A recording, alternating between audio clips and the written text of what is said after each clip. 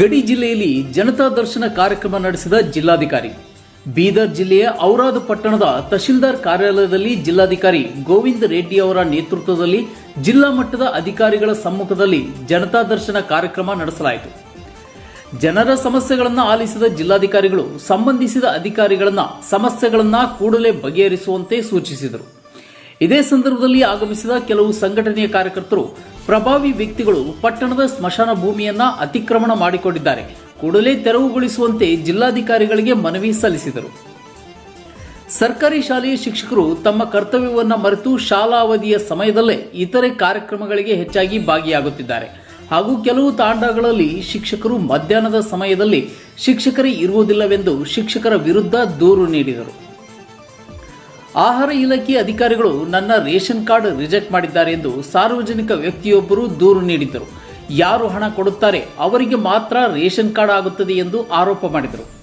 ಇನ್ನು ಈ ಆರೋಪಕ್ಕೆ ಅಧಿಕಾರಿಗಳು ಆ ವ್ಯಕ್ತಿಯ ವಿರುದ್ಧ ಸುಳ್ಳು ಆರೋಪ ಎಂದು ಸಿಡಿದೇಳುತ್ತಿದ್ದನ್ನ ಗಮನಿಸಿದ ಜಿಲ್ಲಾ ಪೊಲೀಸ್ ವರಿಷ್ಠಾಧಿಕಾರಿ ಚನ್ನಬಸವಣ್ಣ ಲಂಗೋಟಿಯವರು, ನಾವು ಬಂದಿರುವುದು ಜನರ ಸಮಸ್ಯೆಗಳನ್ನ ಕೇಳುವುದಕ್ಕೆ, ನಿಮ್ಮ ದರ್ಪ ನೋಡುವುದಕ್ಕಲ್ಲ ಎಂದು ಅಧಿಕಾರಿಯನ್ನ ತರಾಟೆಗೆ ತೆಗೆದುಕೊಂಡರು.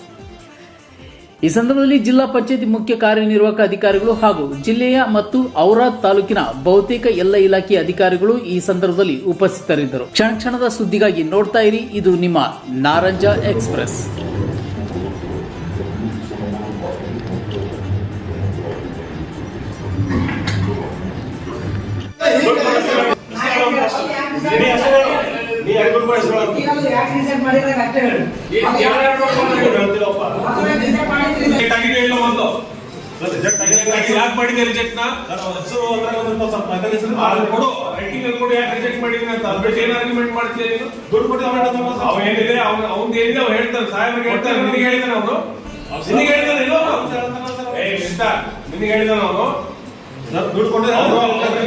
ಪಬ್ಲಿಕ್ಗೋಸ್ಕರ ನಿಗೋಸ್ಕರ ಅಲ್ಲ, ನಿಮ್ ಕತೆ ಕೇಳಕ್ಕಲ್ಲ.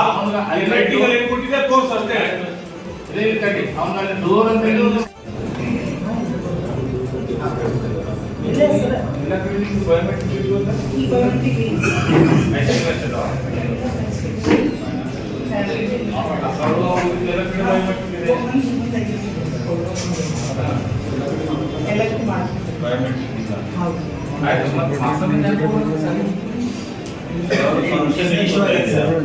ನೋಟಿಸ್ ಇಶ್ಯೂ ಮಾಡ್ಯಾರ.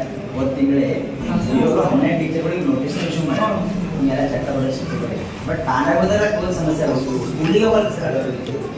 ನಾವು 2-3 ಸಲ ಅವರಿಗೆಲ್ಲ ಸ್ಪಾಟಿಂಗ್ ಹಚ್ಚಿದ್ವಿ. ಹಾಂ ಸರ್, ಇವರು ಖಾಸಗಿ ಕಾರ್ಯಕ್ರಮಗಳಿಗೆ ನಡೆದ ಸರ್. ಶಿಕ್ಷಕರೇ ಮಾಡ್ಯಾರ, ಅವ್ರವ್ರ ಸಂಘಟನೆಗಳು ಮಾಡ್ಕೊಂಡಾರ. ಅವ್ರು ಯಾವುದೋ ಪರಿಷತ್ತು ಆ ಪರಿಷತ್ ಸ್ಕೂಲ್ ಬಿಟ್ಬಿಡತ್ತೆ, ಅವರು ರಂಗನೆ ಮಾಡ್ಕೊತಾರೆ. ಅವೆಲ್ಲ ಎಲ್ಲ ಸೋಷಿಯಲ್ ಮೀಡಿಯಾದಲ್ಲಿ ಬಿಡ್ತಾರೆ ಸರ್. ಶಾಲಾ ಸಮಯದಲ್ಲಿ ಖಾಸಗಿ ಕಾರ್ಯಕ್ರಮ ಕಾಣುತ್ತೆ ಸರ್ಕಾರಿ ಶಾಲೆ ಶಿಕ್ಷಕ.